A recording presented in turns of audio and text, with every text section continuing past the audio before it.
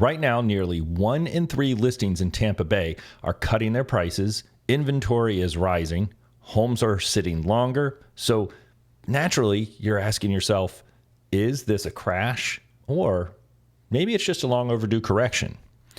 If you're thinking about buying, selling, or just trying to make sense of what's happening with this market, you're in the right place. Let's break down what the numbers really mean and what's likely coming next.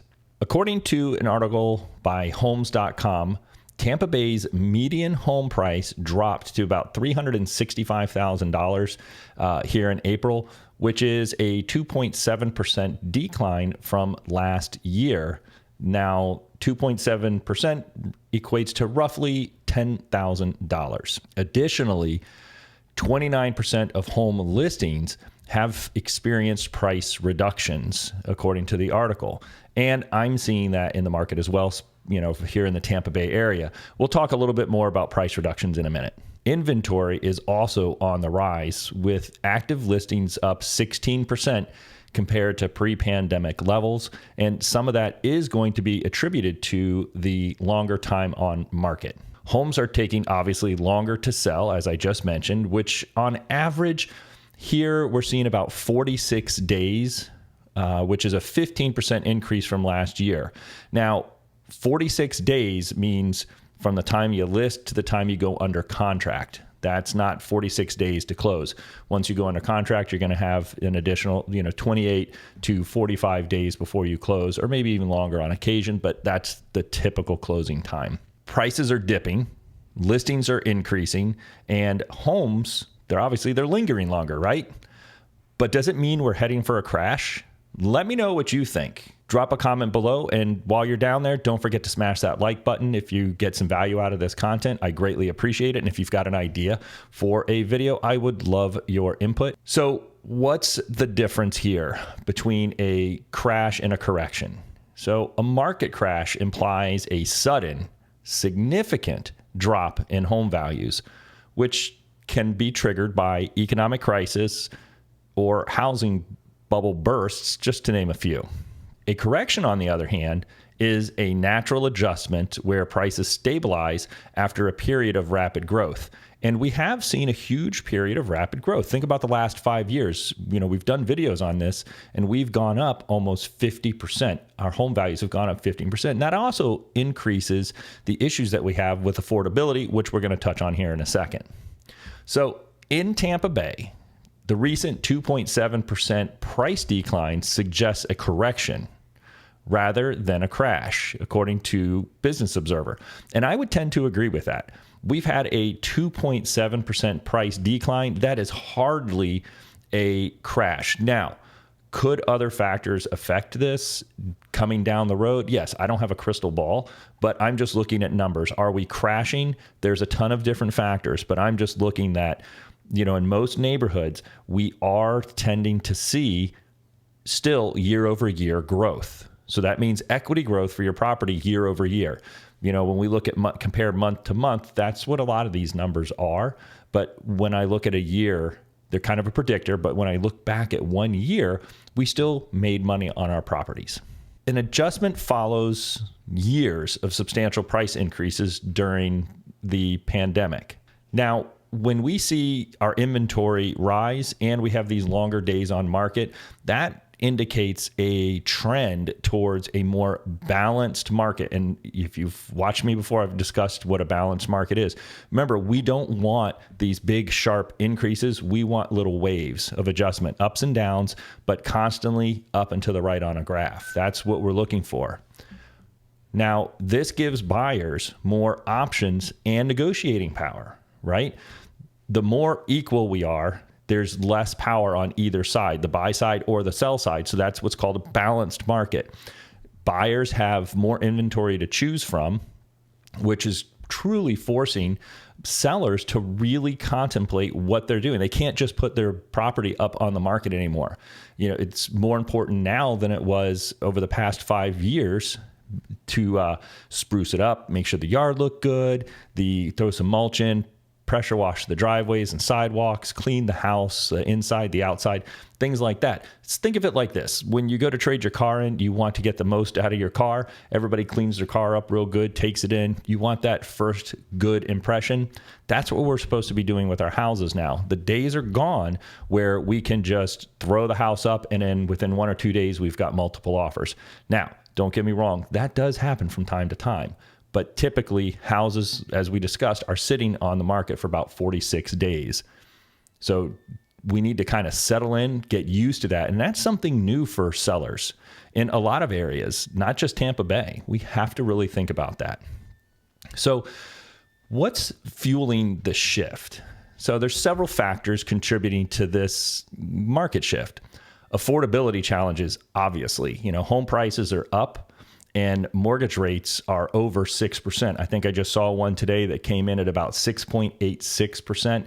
And I saw another one that came in at about 7.2%. So we are trending higher and higher on our interest rates for a 30-year fixed mortgage.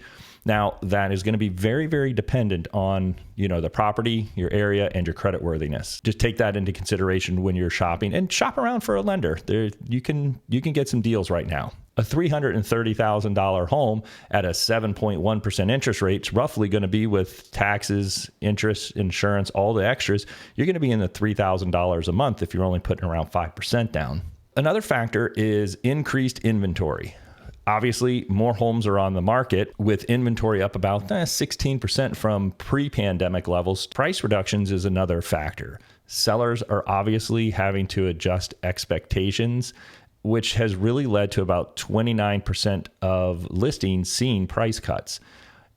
And I understand that. Everybody wants the most money for their house, but at the same token, you really have to think about what the market says. So I was doing some work with a customer and we were pulling some numbers on houses. And this one, it was a nice house. Don't get me wrong. It was very, very nice. But they were about $80,000 over anything that sold in the neighborhood. And there was nothing significantly different. Now, like I said, this was a nice house, but $80,000 over what everything else sold in the neighborhood, that's not just aspirational pricing, that's a little above. So if you're going that route, you might sit longer, and then sometimes you end up netting less because the house sits on the market for a significant amount of time. Because truthfully, what would you think? Do you think that there would be a problem with the house because of the time on market? Or do you think that it would be just like, hey, man, that price is too high and they were trying to maximize what it was and you wouldn't have a problem offering? Let me know what you would think. I tend to see, and correct me on this one, please. I tend to see buyers, when the home price is over significantly what it should be worth, buyers won't make an offer. I've had buyers tell me several times, hey, if we go in super low, is that going to offend them? And it very well may offend somebody. It's personal. It's your house. I understand that, right? Now, we've got longer selling times, as I mentioned, with the home staying on the market, averaging about 46 days, as I previously mentioned, before going under contract. So again, this is really not horrible. This is kind of where we were at, 28 to 36 days pre-pandemic. And so our average is about 46 days now. That's not horrible. And I see these price reductions come in, and then when the price reduction comes in, then generally things start to move a little bit. And you remember, people have a lot more choice now. So it takes a little bit longer to get through some of these houses. When people are looking around, they know they've got some time to sit on the market. If you're a buyer, you absolutely have some time. I'm not saying that you don't make an offer when you find a house that you love, because somebody else could find the same house that they absolutely love, and you don't want to miss out on it. But you do have some time to breathe right now, which is a welcome change. So all of these factors point towards a market that's cooling off and correcting, not crashing, according to my take on it and an article that was posted on LinkedIn. Same thing with realtor.com, etc. I just don't think we're crashing. I really think we're correcting right now. Now, with this uncertainty that we have in the economic times, could things change, and could the market switch to the other direction swiftly? Yes, it could. But again, It might not either. I just don't know. Nobody really knows what's going on. So, we have to take a look at those things. And as I've always said, if your job's not stable or you're not sure if you should buy right now, then by all means, just take a step back, but don't let fear rule you. Just be mindful of things and make a informed decision. So what's this mean for buyers and for sellers? So you as a buyer out there, obviously you've got more choice because we have increased inventory and options, right? You get to be a little bit more picky. You do have some more negotiating power because the homes are staying on the market longer, and you've got some more room to negotiate because those homes are staying on the market longer, and the sellers, there's more of a give and take. I think we've forgotten what it was like to negotiate. Truthfully, I really do. Price adjustments. Sellers are more open to price adjustments and, some concessions, things that need to get repaired, maybe a little bit towards buying a interest point, things like that to help out with interest rates. People are becoming more creative to get the home under contract and get the home sold and still make it beneficial for both parties. Now, for my sellers out there, realistic pricing is crucial. I mean, it really, really is. I expect things to be competitively priced from the start, and I don't even mind aspirational pricing. I encourage aspirational pricing a little bit, but remember, this is not retail. We're not like hanging we're putting the top dollar on it and then we'll just give a price reduction because, like I mentioned earlier, for whatever reason, most buyers won't make an offer if they feel the home is too overpriced. They'll wait to see if it comes down in price. There's a neighborhood out in Riverview right now where a lot of the homes there were significantly overpriced for the area. And now they've dropped $60, $70, and in some case $80,000 off of their price. And now they're starting to move. So some other things that you have to think about as a seller is going to be home presentation. Consider staging, definitely clean the house. And you need real photos, not iPhone photos. You need real photos of the house, a professional photographer to come in and take good quality photos. And when you're taking those photos, make sure that you stage the house correctly with your own stuff. Put things away. You're moving, remember? Put things away. Think about it like this. When you see these houses in a magazine or you go into a build center and you tour the model homes, they look so organized and put together and things like that.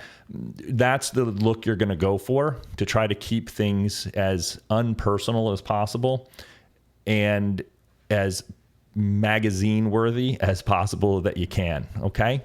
So it makes a big difference. And then obviously, you've got to have patience because you need to expect that the selling times are going to be a little bit longer.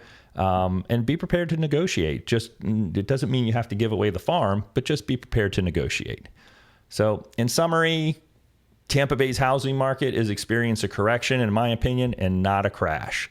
The market's adjusting after years of crazy rapid growth, as we all know here in Florida and in the Tampa Bay area particularly, which is leading to more balanced conditions. So if you're considering buying or selling, it's essential to stay informed and work with professionals who understand local market dynamics.